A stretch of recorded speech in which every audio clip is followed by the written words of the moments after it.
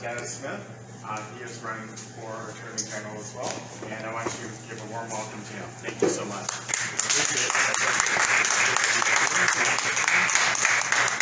It's great to be with you tonight. Thanks for coming out on this cold night to hear about how we're going to get Keith Ellison out of Minnesota politics for good. Yep.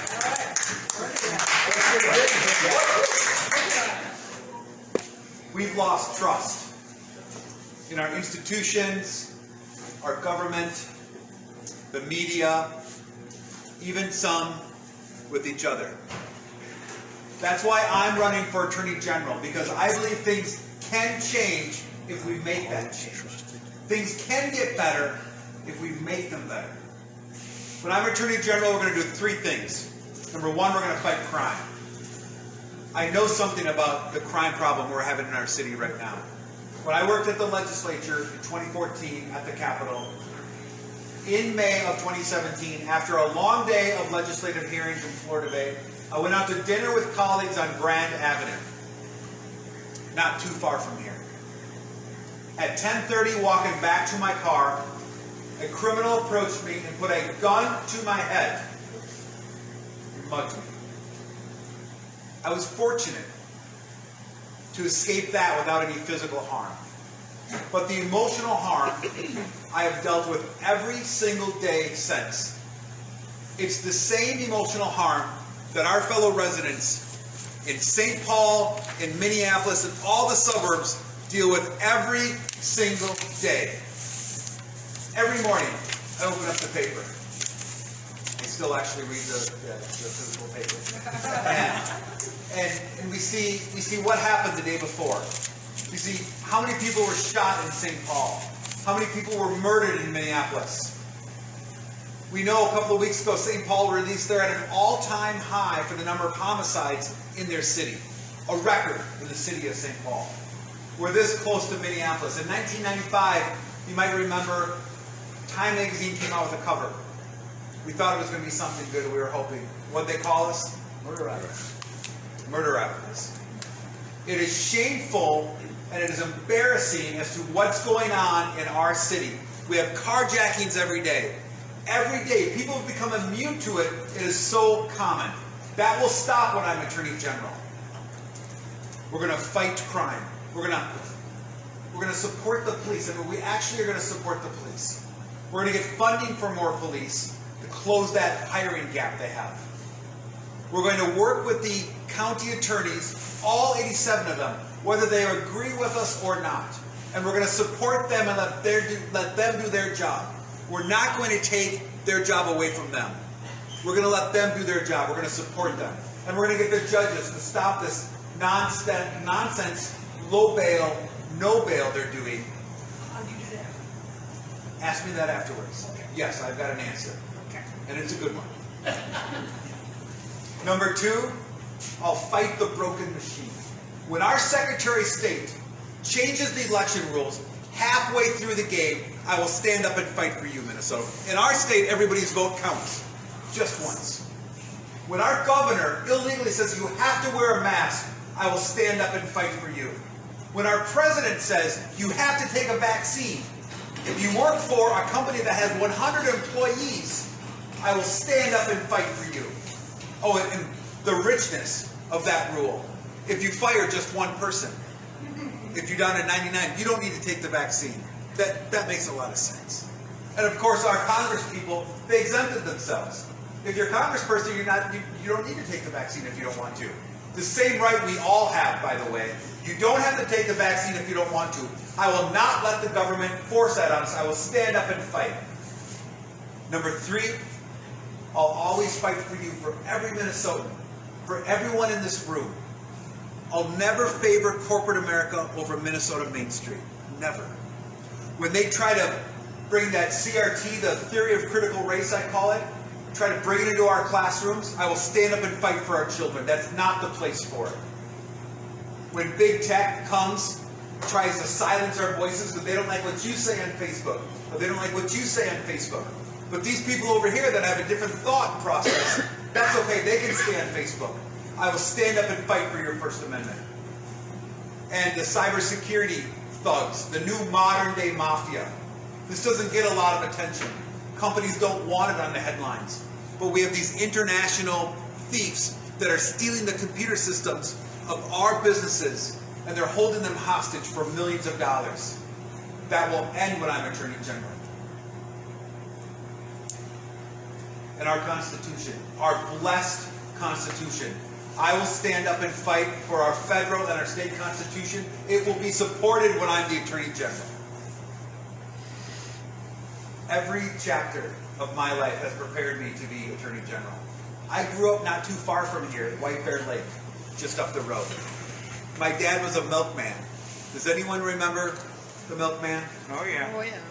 I was a little guy in the milkman's truck, helping his dad. I spent countless hours, felt like countless days in his milk truck. If I wasn't in school, I was in the milk truck. I'd run the milk up to the door, sometimes put it in the cute little milk box that were decorated with such care. Often put it in the client's refrigerators because we had keys to the client's homes. Imagine that. We had keys to most of our customers' homes. Hundreds of them. Does that happen in today's world? No. I don't think so. I'd like to get back to that. That'd be nice. Later on in my youth, I got involved in the bicycle motocross sport, BMX. Turns out I was pretty good. I was ranked in the world, top 10 in the world twice. I won national championships. It's where I learned how to hone my competitive edge. Later on, I went to school at North Dakota State, up in Fargo. Go Bison. I heard there's a future Bison child of someone in the room, going to be a Bison next year. That's awfully exciting. Big football game Saturday. National championship semifinal. Don't let anyone let you tell you it's not important. It is. Later on, I went to law school at William Mitchell College of Law. I worked my way through law school at night. The day after I got my license and graduated, I opened up my own law practice in Maple Grove. For 22 years, I've been practicing law, helping families and businesses and individuals in their moments of crisis, planning for their future. The only advertising I've ever done is the back of my church bulletin. I got the upper left-hand corner square. I got the double square. Never giving that up. I've got two great kids that are on the back of the palm card. If you don't have a palm card, please go home with one. Lillian and Buck. And they're older now, 22 and 20, but we're a hockey family. I've played hockey my whole life. If my dad were here, he would say that he taught me how to skate before I learned how to walk. And that's a good Minnesota story. I don't know if it's true or not. But I coached my kids for 15 years, and I got involved in the Osseo Maple Grove Hockey Association. Those hockey parents, those are tough cookies. That's tough work. I became president. I was re-elected president because I governed with such fairness and transparency. Something very rare in the hockey world.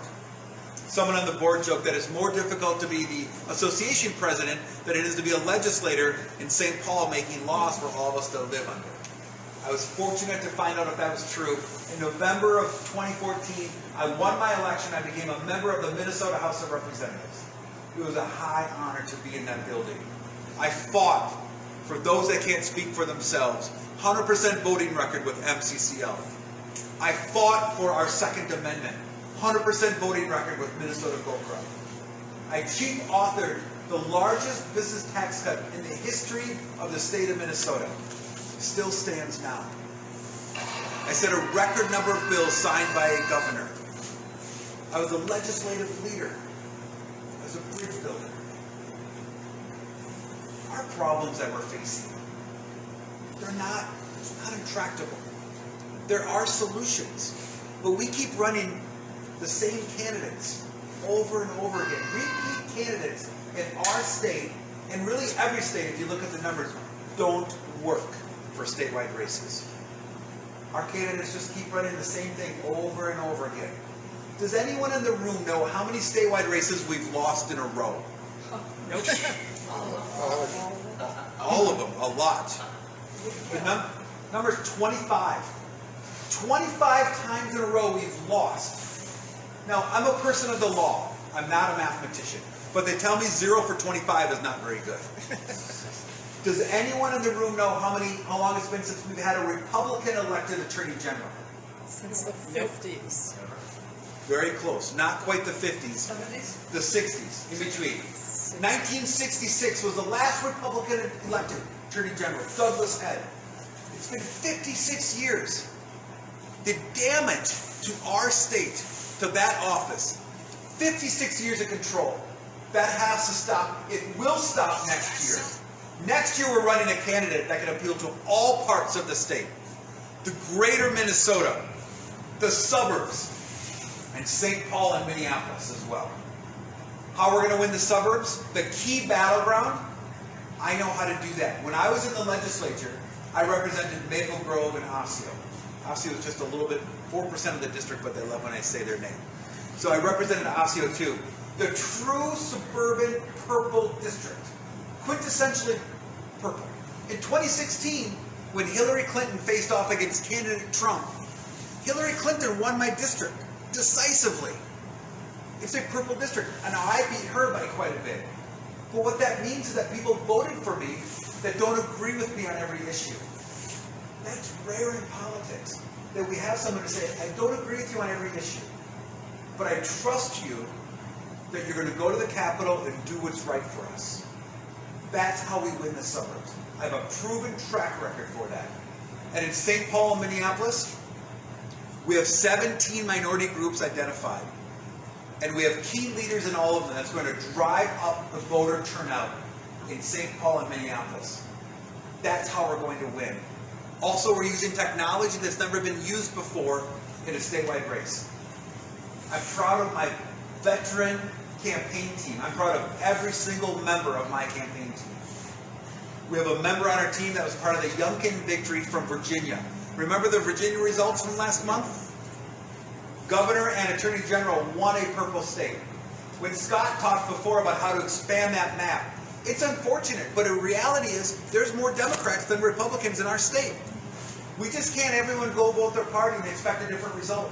We're going to keep losing, just like we did the last 25 times in a row.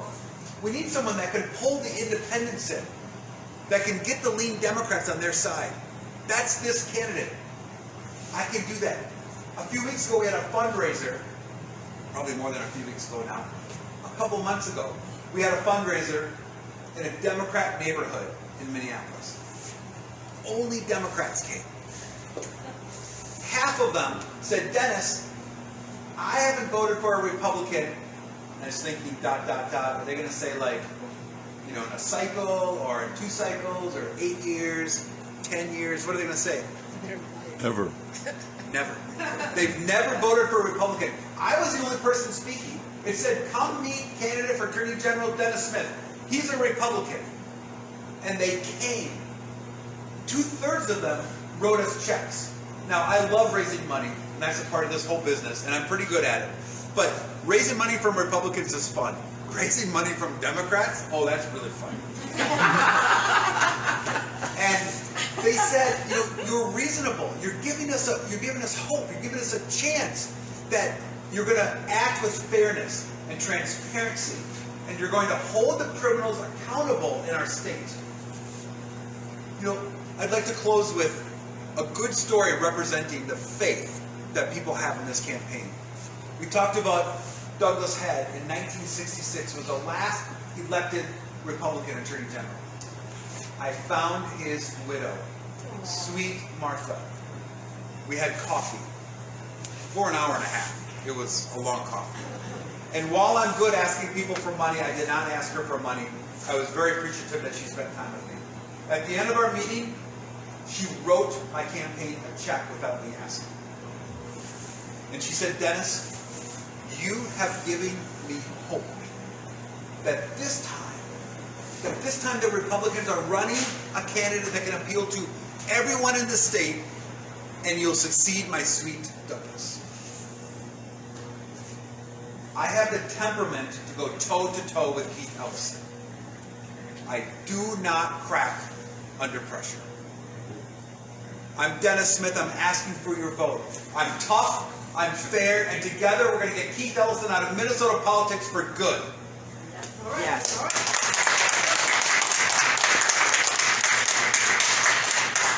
Question. How can we get Mark Elias out of our redistricting this year? How can you get him out? Yeah, he's here. He's gonna try for a consent decree and mess with our redistricting. Yeah, that's an issue that's concerning, and I don't know a lot about it, candidly. I heard a couple of things about it as we were preparing for this meeting. I'd like to learn more about it, but the redistricting, though, is something that the courts are going to settle. The legislature is not going to agree to it, Yeah, so the courts are going to settle. So, unfortunately, the short term we can't really do anything to impact it, but long term we can elect a Republican legislature and a Republican governor and keep them in office. So the next time we draw the lines in 10 years, we control the chambers, and then we can define the maps. How can we stop the consent decrees on elections? Well, number one is that if I'm Attorney General and the Secretary of State changes the rules, tries to change the rules and goes around the legislative process, I'll take that Secretary of State to court. And I will not allow that to happen. Our election laws are made by the legislature. And we need to get back to making laws the way they're supposed to be made.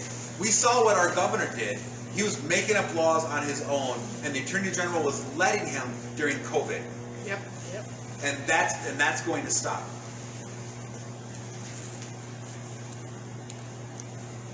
Okay, any other questions?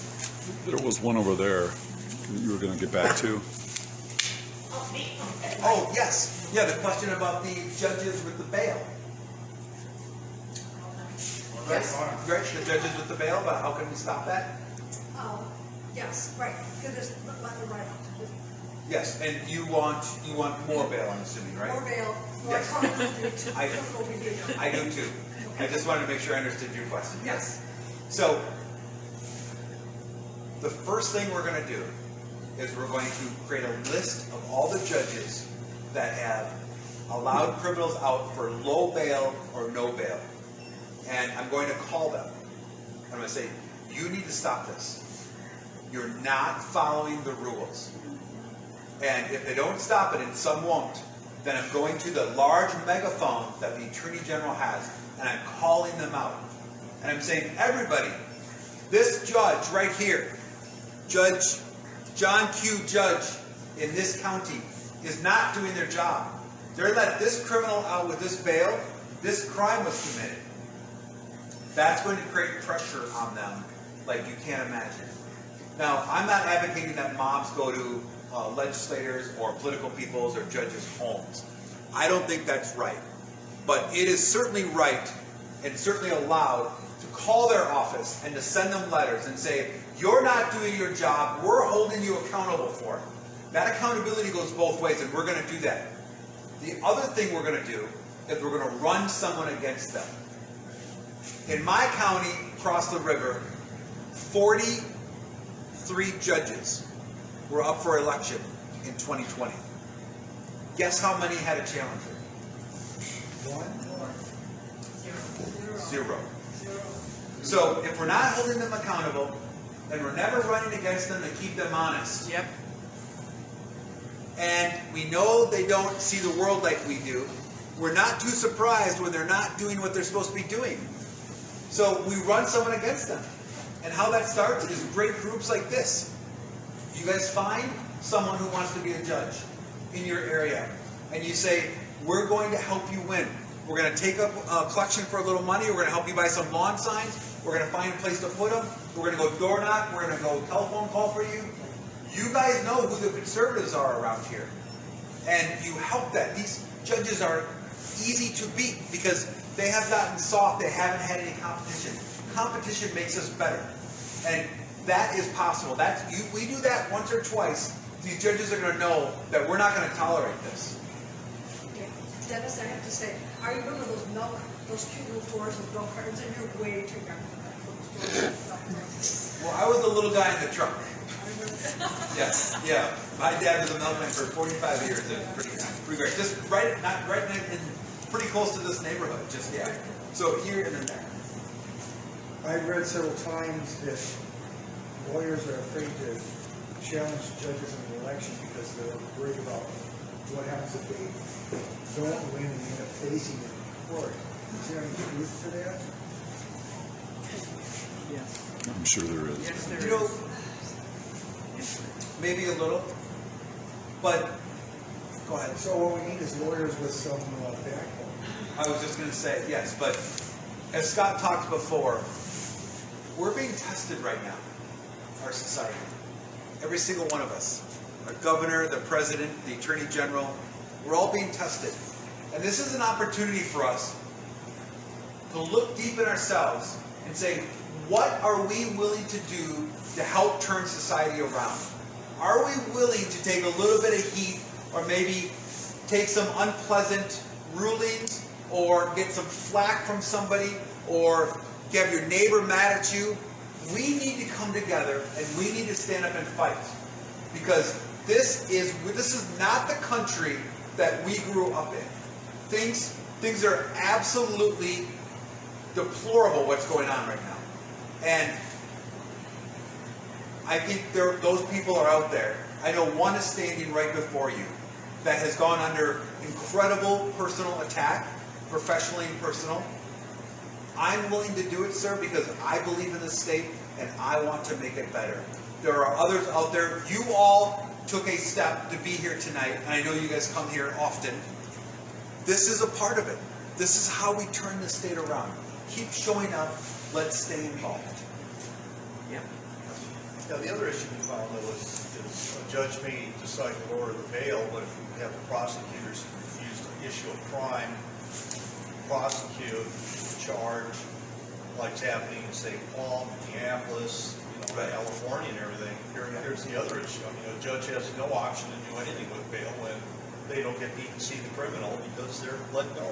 You're right. And what I will tell those county prosecutors, those county attorneys, if you want to make laws, quit your job and run for the legislature. I was there. It's a great place to work. But you don't get to decide what laws are followed. All the laws need to be followed. If you don't like it, go change it.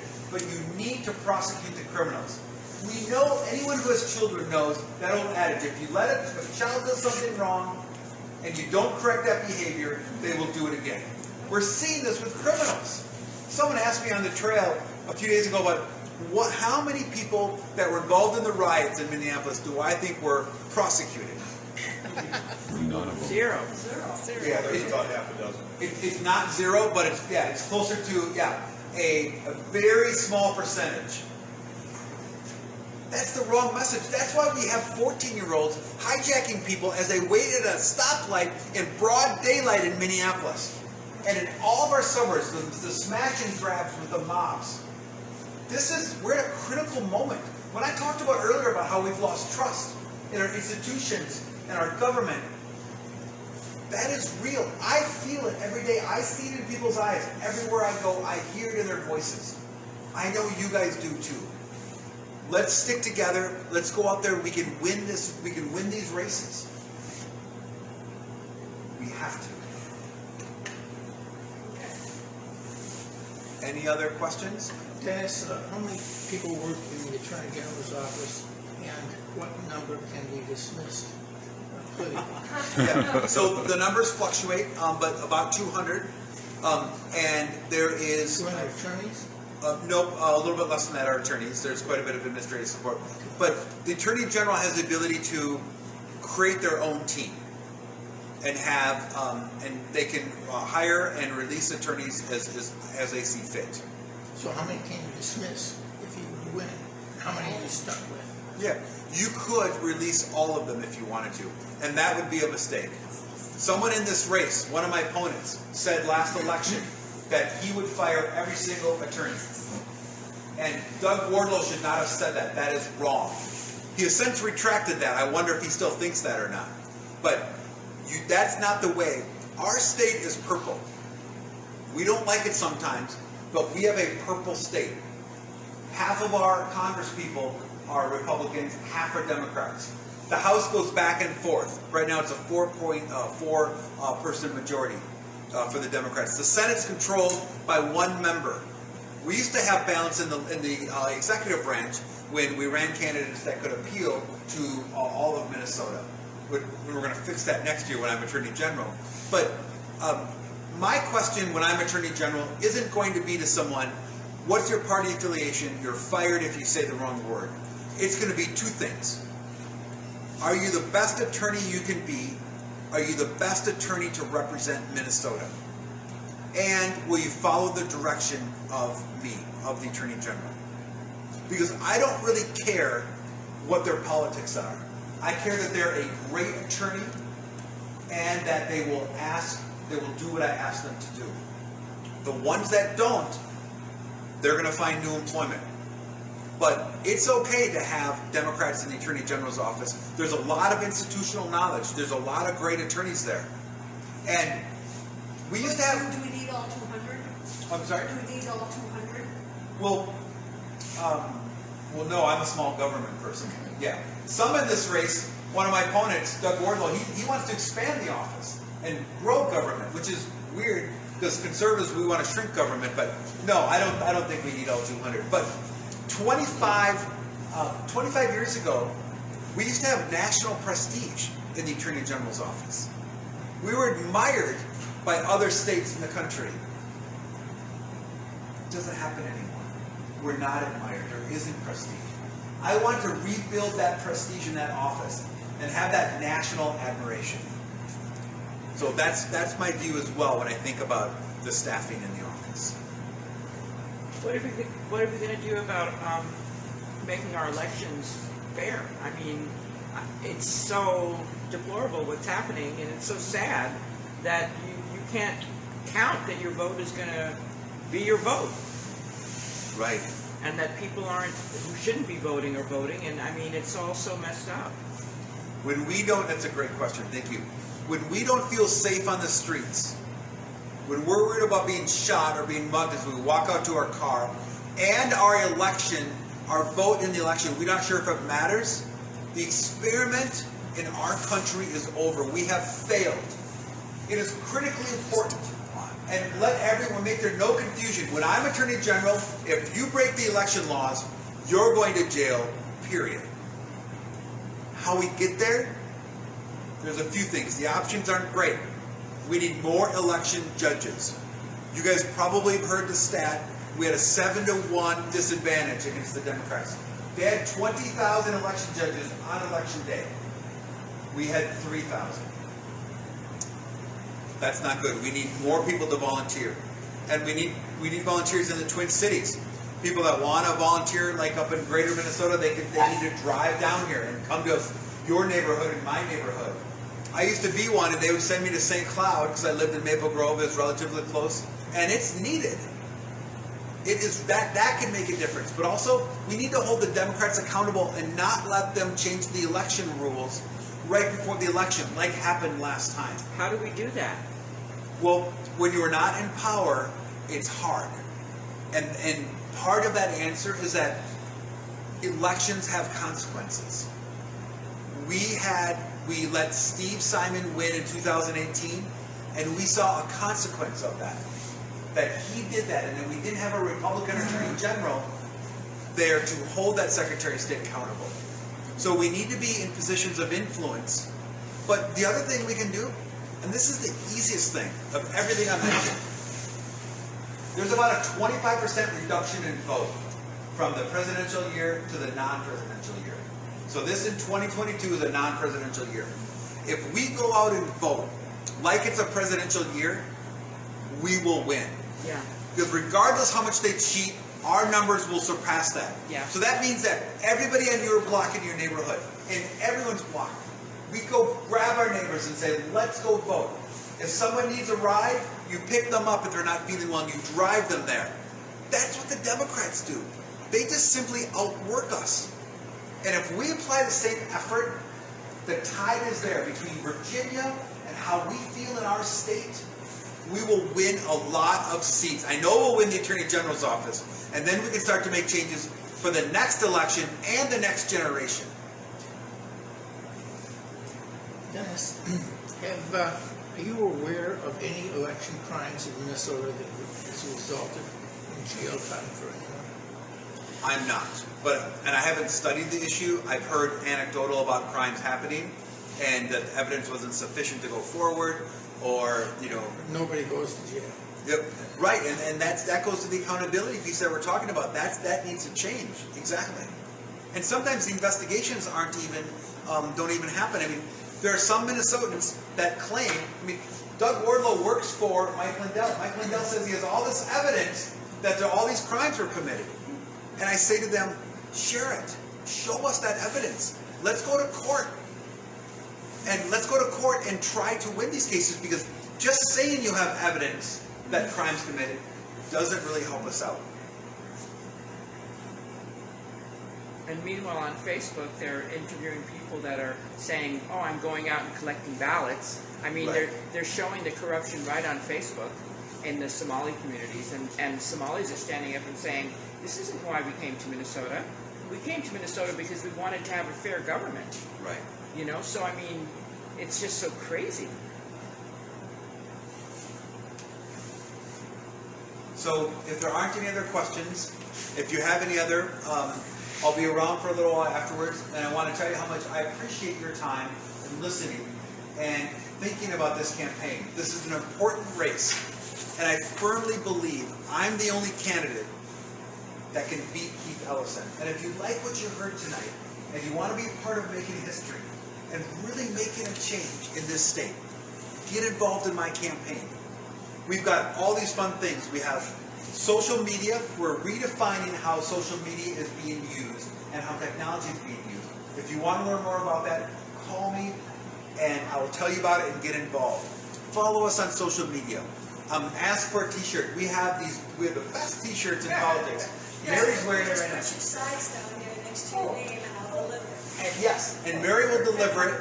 And then take a picture of yourself with the shirt on, doing something fun. We've got all sorts of fun photos. We put them out on social media. We are actually having fun with this campaign. Campaigns are a lot of hard work, and the issues are serious. But it doesn't mean you can't have a little fun along the way. Right on. And we're having fun. So join our campaign if you want to have some fun with us. And thank you for having me here today. I really appreciate it.